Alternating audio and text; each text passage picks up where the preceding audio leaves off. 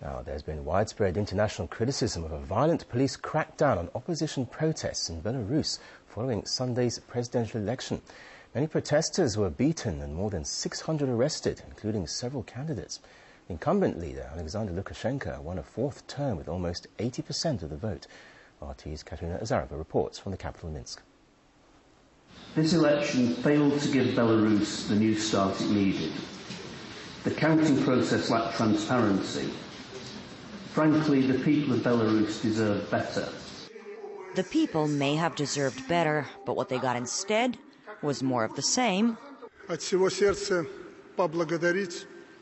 From the bottom of my heart, I would like to thank my supporters and congratulate them on our victory.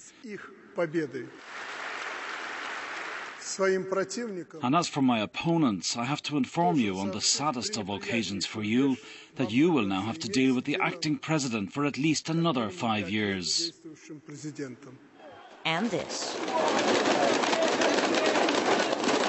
Opposition supporters, journalists, and a number of foreign ambassadors all came to a 1,000-strong demonstration outside the government building in the center of the capital, Minsk.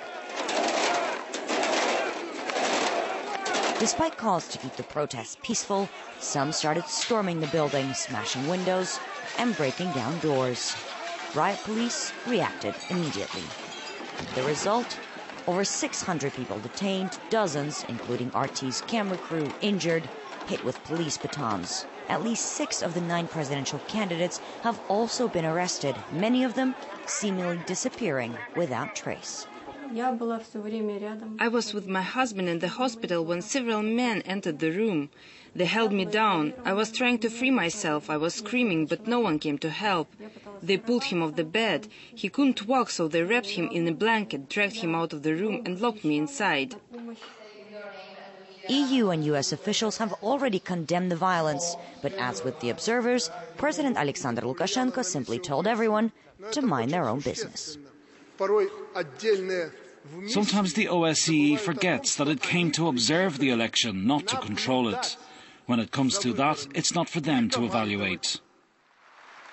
Europe's last dictator, as he has been dubbed in some Western media, did receive some praise from observers. They've all agreed this election was much more democratic than the previous one in 2006. The relative freedoms given to opposition candidates in the run-up to Election Day was marked as a positive sign. The EU promised Belarus billions of euros if there are signs of free and fair elections. Whether Lukashenko will be able to collect some cash from the EU while enjoying a 4th consecutive term in office is the question many are asking.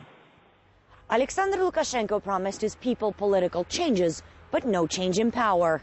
He's already made good on 1/2 of that promise, but here, on the once again quiet streets of the capital, Minsk, not many believe that political changes are happening anytime soon.